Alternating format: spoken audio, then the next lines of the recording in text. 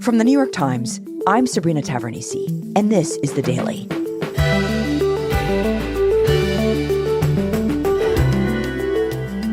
Earlier this week, the top prosecutor of the International Criminal Court requested arrest warrants for Israel's prime minister and its defense minister. The move shocked Israelis and set up a possible showdown between the world's top criminal court and Israel, together with its biggest ally, the United States. Today, my colleague, Jerusalem Bureau Chief Patrick Kingsley, explains.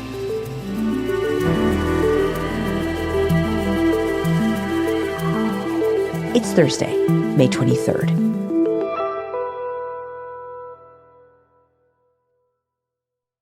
So, Patrick, earlier this week, there was a pretty surprising announcement by the International Criminal Court in The Hague. It had to do with Israel and Hamas. Tell us what happened. Well, on Monday morning, we were all taken by surprise by an announcement from the chief prosecutor at the I.C.C, the International Criminal Court, the top criminal court in the world. It tries individuals accused of war crimes, and the chief prosecutor announced that he was requesting arrest warrants for 5 individuals involved in the war between Israel and Hamas for crimes against humanity. 3 of them were from Hamas: Yahya Sinwar, the head of Hamas within Gaza, the Hamas military commander, and the political leader of Hamas, who's based in Qatar. But maybe the biggest news in this announcement was that the chief prosecutor was seeking the arrest of 2 of Israel's top leaders, Benjamin Netanyahu, the prime minister, and Yoav Gallant, the defense minister. And this was a massive bombshell. These 2 men are leaders from a major US ally. They're in regular contact with the US government. And they were being implicitly equated with the 3 top leaders of an organization, Hamas, that many consider a terrorist organization. And this equation sent shockwaves through Israeli society and indeed around the world. So this is absolutely remarkable, Patrick. I mean, I, for one, was quite surprised by seeing this. I want to dig into it with you. So who is this prosecutor behind these requests for these warrants? And how did he reach this decision to go for them in the first place? So the prosecutor's name is Karim Khan, and he is a British lawyer, a British barrister. He is 54. He's led a very impressive career. He has spent years working on human rights cases, both defending people and also prosecuting in such cases. He was involved in tribunals related to the wars surrounding the breakup of the former Yugoslavia, Rwanda. He investigated Islamic State crimes in Iraq. And in 2021, he is appointed the top prosecutor at the I.C.C. And what are his responsibilities as top prosecutor? Well, it's his job to travel the world and investigate allegations of human rights abuses, war crimes, crimes against humanity, and in the process plays a key role in deciding who gets prosecuted at the International Criminal Court. The I.C.C. and the I.C.C. prosecutor investigates and tries people who would not be pursued by the judicial system within their countries of origin. It steps in when it seems like the domestic authorities in any given country are not doing their job. And last year, he famously went after President Putin in Russia in connection with the war in Ukraine. So at what point did this prosecutor, Karim Khan, turn his attention to Israel and Gaza? Well, he actually inherits an investigation from his predecessor that's looking at Israel's conduct and also that of Hamas during a previous war in 2014 between the 2 sides. But then that gets superseded on October 7th by the horrors that we saw that day committed by Hamas, and then by the scale and damage caused by Israel's bombing campaign in its counterattack. And we begin to see not only revulsion and horror at what Hamas had done in early October, but also growing criticism and condemnation of what Israel and its Air Force did in its response. You'll remember that earlier this year, the International Court of Justice, a separate court also in The Hague, began to address claims that Israel was and is committing a genocide in Gaza, a claim that Israel strongly denies. Right. That was the case that South Africa brought. We did an episode about that. Yes, exactly. So as the world's attention focuses on this new conflict, so does Karim Khan's. Also today, the International Criminal Court's Chief Prosecutor, Karim Khan QC, has wrapped up a visit to Israel and the occupied West Bank. Khan has visited the region to investigate if war crimes were committed on... We start to see him arrive in Israel, visiting some of the sites that Hamas attacked last year, talking to survivors, talking to leaders, reviewing security camera footage, and so on. I've just come from the border of the Rafah crossing, and we could see Gaza. At least we could see cranes that were on the territory of Gaza. He also visited the Rafah crossing between Egypt and Gaza, talks to Palestinians. At the Ministry of Justice in Ramallah, the chief prosecutor of the world's highest court meets... He goes to the Israeli-occupied West Bank, to Ramallah, where the Palestinian Authority is based, building up evidence that led to this announcement on Monday. Today, I'm filing applications for warrants of arrest before Pretrial Chamber 1 of the International Criminal Court. And he makes this very dramatic announcement in a video. My office has diligently collected evidence and interviewed survivors and eyewitnesses at the scene of at least 6 major attack locations, flanked on each side by 2 of his deputies. I have reasonable grounds to believe that 3 senior leaders of Hamas, Yahya Sinwar, Mohammed Daif, and Ismail Haniyeh, bear criminal responsibility for the following international crimes. And the accusations that he makes against the 3 Hamas leaders focus on the violent actions that Hamas took on October 7th. Extermination as a crime against humanity. Murder as a crime against humanity. And he walked through a long list of charges stemming from the extraordinary violence during that attack. The taking of hostages as a war crime. Rape and other acts of sexual violence during captivity. And he says there are reasonable grounds to believe that hostages taken from Israel have been subject to sexual violence, including rape, while being held in captivity. And he cites assessment of medical records, video and documentary evidence, as well as interviews with victims and survivors. And I repeat and underline my call for the immediate release of all hostages taken from Israel and for their immediate safe return to their families. So this prosecutor sees the atrocities on October 7th and then what followed with Hamas taking the hostages, abusing them, as crimes against humanity. That's what it amounted to in his view. Exactly. And what about the charges against the Israelis? These are slightly different. Israeli Prime Minister Benjamin Netanyahu and Minister of Defense Yoav Gallant bear criminal responsibility for the following international crimes committed. Obviously, a lot of the outcry and horror at the war in Gaza has centered around Israel's airstrikes that have killed tens of thousands of Gazans. But Karim Khan focuses not on the military actions of Benjamin Netanyahu and Yoav Gallant, his defense minister, but on the accusation of starvation of civilians as a method of warfare. Starvation, the idea that Israel has allegedly sought to restrict and block aid deliveries, food supplies to Gaza with the intent to starve the civilian population there. These individuals, through a common plan, have systematically deprived the civilian population of Gaza of objects indispensable to human survival.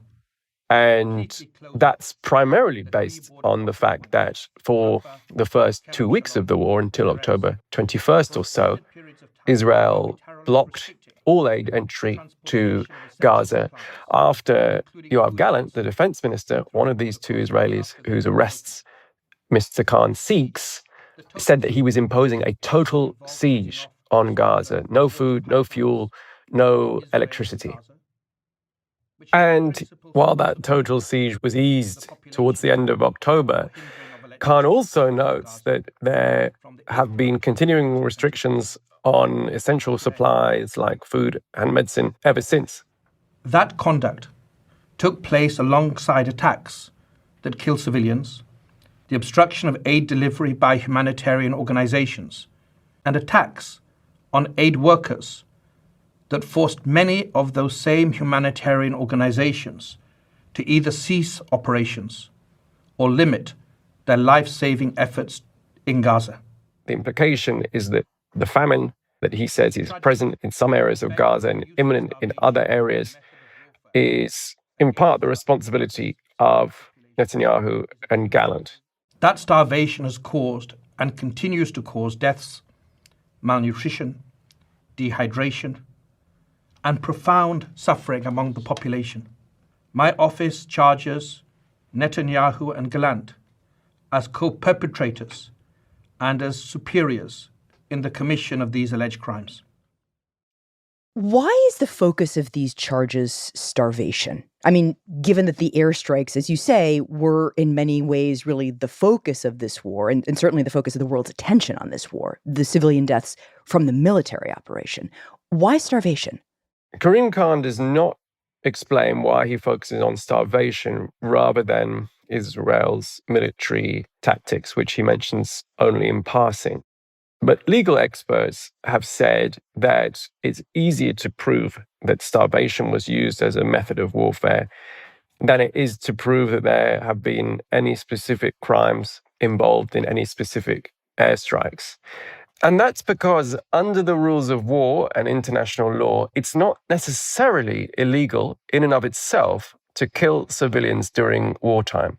If a military assesses, with the help of military lawyers, that the likely civilian death toll caused by that strike is proportional to the value of the military target, then that in many cases will be in accordance with the rules of war. If a military can prove that sense of proportionality, then it's actually quite hard to prove that there was any crime committed in the process. So in other words, military actions are often weighed quite carefully. In the case of, say, a modern military like Israel's or the United States, there are lawyers that look at these things. It's not necessarily so easy to prove that something was disproportionate and should be considered a crime. Exactly. Whereas with the crime of starvation, legal experts say that it's potentially easier to prove that there was some wrongdoing there because Yoav Gallant, the Israeli defense minister, went on record in a public statement and he announced that there would be a total siege on the territory of Gaza. And that was followed by an action, the action of closing off Gaza's borders for the next 2 weeks. And no aid was allowed in during that time. There were restrictions on electricity, water, fuel, as well as food. And that's why legal experts think that Karim Khan has gone after Israel with the crime of starvation rather than focusing on their military operations. But I suppose just thinking about our coverage, Patrick, and the conversations you and I have had, famine and starvation and a civilian population in extreme distress trapped in a small piece of territory is also not a small thing, right? That is also something that makes sense that the court would be considering. Absolutely. It's a huge thing. People don't have to be hit by an airstrike to be living through an absolutely catastrophic situation. So these charges really seem to spell bad news for Israel and for these two Israeli leaders, Netanyahu and Gallant. And it's remarkable because these are men who, as you say, are some of America's closest allies. I mean, they're, at the Pentagon. They're having meetings with President Biden. And now the chief prosecutor of the ICC is saying that they are war criminals. Yes, it is a very dramatic moment, in the view of some people, a turning point. And certainly we can say that it is one of the harshest rebukes of Israel's wartime conduct since October 7th. But within Israel, there's been a very different reaction, and it's not all bad news for Benjamin Netanyahu.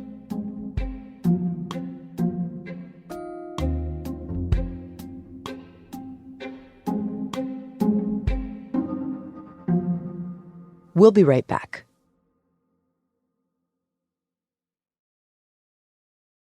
So, Patrick, what do Israelis make of this announcement? Within Israel, the reaction has been very different. Whether it's Netanyahu's allies or his critics, there has been almost uniform outrage that the prosecutor for the ICC would make these accusations. And it means that at a time of rising domestic criticism of Prime Minister Netanyahu, across the political spectrum, with only a very few exceptions, everyone has rallied behind Netanyahu and Gallant, despite the fact that Netanyahu is increasingly unpopular, and even within his own government, there have been growing criticism of his wartime strategy. For example, just 2 days before the prosecutor's announcement, one of the senior members of his own wartime cabinet, Benny Gantz, issued Netanyahu with an ultimatum, warning him that he would quit the government if he did not spell out a plan for a post-war Gaza. Then suddenly the announcement comes from Karim Khan that Netanyahu and Gallant are under investigation, and Gantz is one of the first to come out with a condemnation of Karim Khan and a defense of the Israeli government.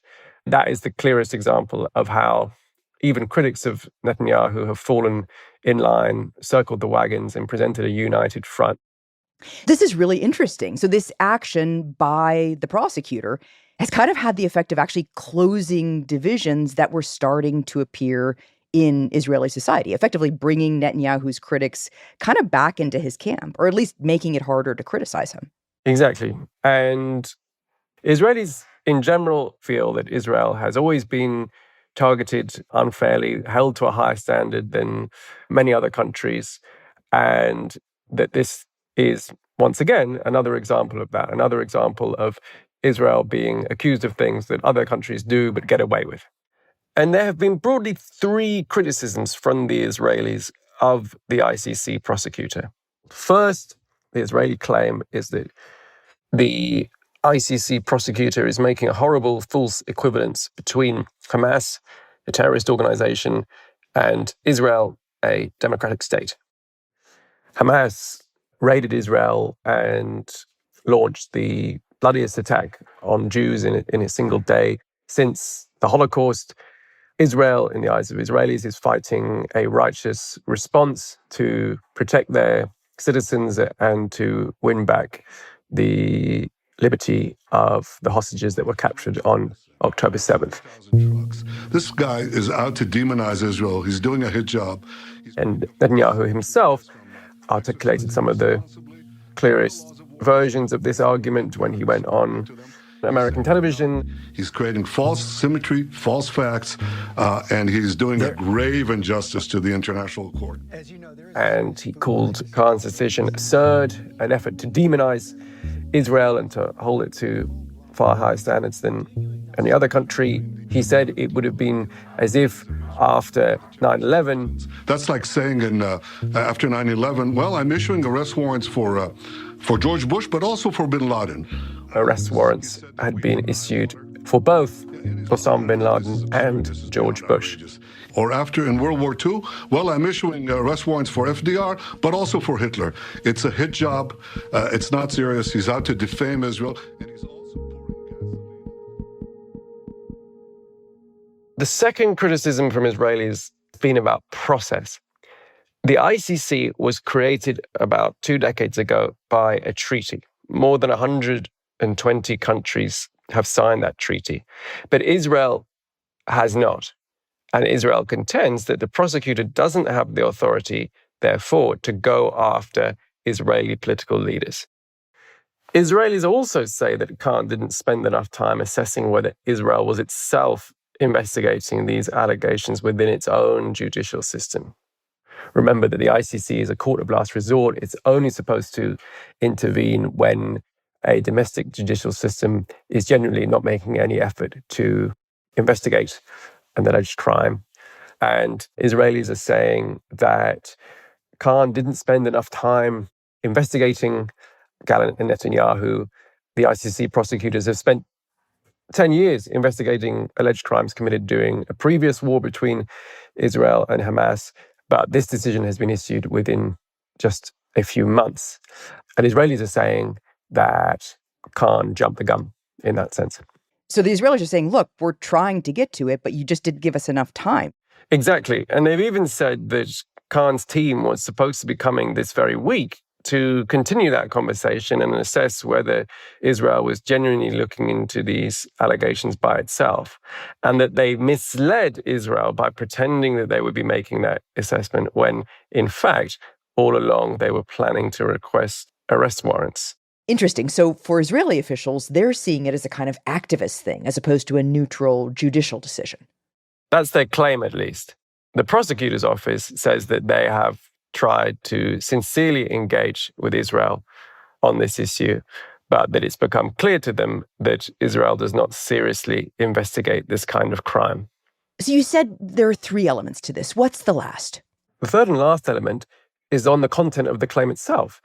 Israel flatly denies that it is responsible for the humanitarian crisis in Gaza. It even denies that there is a famine or that the situation is on the point of a famine. It points out all the ways in which it has worked to get much more aid into Gaza since October, including opening more crossings, allowing the US to create a pier on the shoreline of Gaza. It's allowed some countries to airdrop aid. And certainly the amount of aid that has gone in recent months has dwarfed the amount that was going in October and November. And while it accepts that its soldiers have obstructed and at times even killed aid workers, it says that that obscures the fact that it coordinates every day in detail with aid groups to facilitate thousands of aid missions every month. Isn't Israel's argument that these shipments could also include things that could be very useful for Hamas, the group that just killed 1,200 of its citizens? Exactly. No one's disputing, least of all Israel, that Israeli officials are examining all the aid going into Gaza. The dispute is about whether that's necessary. Israel says it is. It says that if it didn't check, then some of these aid convoys might be smuggling in weapons or material that could be used to fight Israel, to kill Israeli civilians, and that therefore Israel has no choice but to examine some of these goods going in. Again, the counter-argument is that Israel's checks are far more stringent than they need to be and end up preventing the entry of everyday items that pose no military threat. Okay, so that's the Israeli perspective. How does the United States see the prosecutor's request here? I mean, the U.S., obviously, Israel's biggest ally.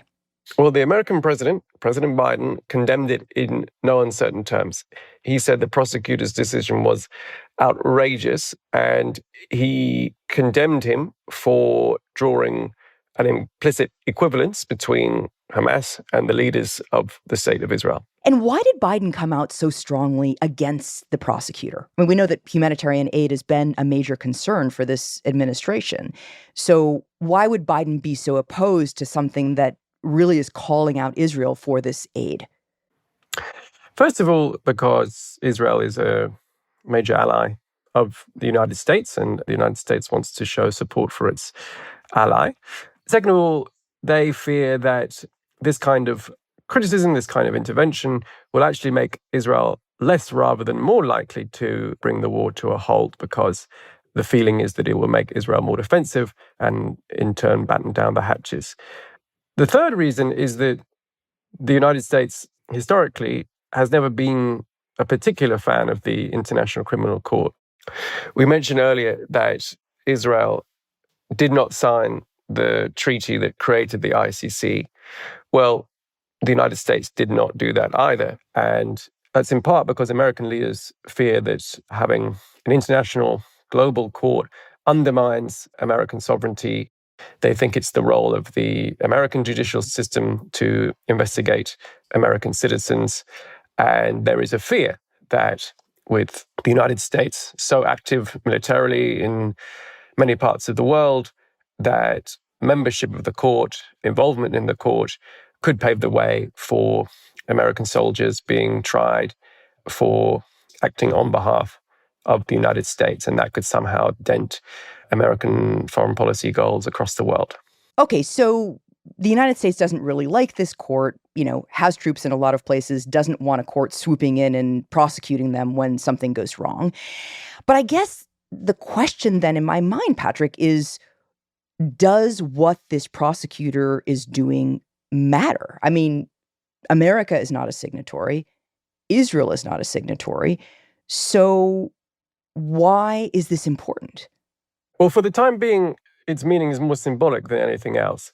First, Karim Khan has not issued an arrest warrant. He has requested an arrest warrant for these 5 people. And 3 judges will now spend weeks and possibly months deciding whether to uphold those requests. That process can be less than a month. In the case of Vladimir Putin, it was just shy of a month. President Bashir of Sudan was issued with a warrant. The process took roughly a year. When and if they do that, however, there will be practical effects. If an arrest warrant is issued, it means that any country that's a member of the International Criminal Court, in theory, should arrest any of these individuals if they enter their territory. That includes more than 120 countries all over the world, much of Europe, Latin America, Africa, and so on. Yes, it's true that the United States and Israel are not signatories, and neither are Turkey or Qatar, 2 of the countries where Hamas officials spend much of their time when they're outside Gaza. So there will still be places for officials on either side of these accusations to travel to. But there are lots of other countries like France, Italy, both places where Benjamin Netanyahu traveled in the past year, where in theory, they will not be able to set foot. So the negotiations over the war can still continue, but if Netanyahu travels to France or to Italy, he could be arrested, which is pretty wild. Yes, at least that's the theory. The national authorities in any given country still have to make a choice about whether they want to follow through with it. But would those countries perhaps not arrest him out of deference to the United States? I think the expectation is that if we got into this scenario, then someone like Netanyahu simply just wouldn't travel to such a country. But the truth is, we just don't really know. We are entering uncharted waters. So this is really isolating Netanyahu in the world, should it go forward? Yes, isolating Netanyahu and to some extent Israel itself. And it has not just practical implications for the physical movement of Netanyahu and his defense minister, Gallant, but it also compounds Israel's relationship with foreign allies. It complicates Israel's ability to arm itself. More countries may grow more unwilling to sell Israel arms, or at least they'll face growing pressure because of this decision not to do so. And it also could force the country to become ever more reliant on the United States as it becomes more of a pariah over its actions in Gaza. Which, of course, puts the United States in an even trickier position with an ally who's been pretty hard to be friends with of late. Right. And in truth, while the practical consequences of this move are still unknown, they do, in general, compound the sense that Israel is facing more and more diplomatic consequences for its actions. More than a decade ago, a former Israeli prime minister warned that Israel would face what he called a diplomatic tsunami if its conflict with the Palestinians went unresolved. And it's possible that years later, we're starting to finally see what he meant. Israel does still have its supporters, many of them, but we're also now seeing during this war a level of criticism that goes above and beyond the kind that we've grown used to seeing directed at Israel over the years. In addition to the warrant requests we've seen this week, we've obviously had an extraordinary wave of protests on American campuses and elsewhere in the world. And earlier this year, we had a watershed moment when the International Court of Justice began hearing accusations of genocide against Israel. And this week, several European countries recognized Palestine as a state. Wow. So if the tsunami hasn't yet arrived, we can at least say that the waves are getting stronger.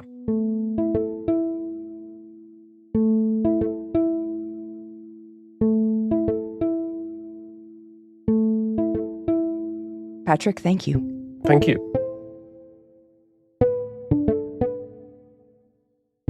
On Wednesday, the leaders of Spain, Norway, and Ireland announced that they would recognize an independent Palestinian state. The move was largely symbolic, but raised the concern that if neighboring countries followed their lead, Europe could become a counterweight to the American position that statehood for Palestinians should come only from a negotiated settlement with Israel.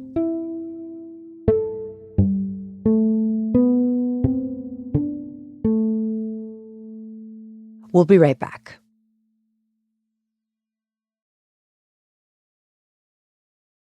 Here's what else you should know today. Nikki Haley, the former United Nations ambassador who dropped her Republican presidential bid in March, said on Wednesday that she would vote for Donald Trump, but stopped short of officially endorsing him. Haley was Trump's longest-standing rival in the 2024 primary contest and had carved out an important lane for herself as the voice for voters looking for an alternative to the former president. Her decision on whether to endorse him could play a pivotal role in the race. Haley has built a formidable network of high-dollar donors and a solid base of college-educated voters that Trump needs to win. And the city of Uvalde, Texas, has reached a settlement with most of the families of children who were shot by a gunman at Robb Elementary School in 2022. To avert a lawsuit, the city promised to overhaul the city's police force, create a permanent memorial to the victims, and pay $2 million. Today's episode was produced by Will Reed and Diana Wynn, with help from Shannon Lin. It was edited by Liz O'Balin, with help from Michael Benoit. Contains original music by Alicia Baitu, Marianne Lozano, and Pat McCusker, and was engineered by Alyssa Moxley. Our theme music is by Jim Brunberg and Ben Landsverk of Wonderly. That's it for The Daily. I'm Sabrina Tavernisi. See you tomorrow.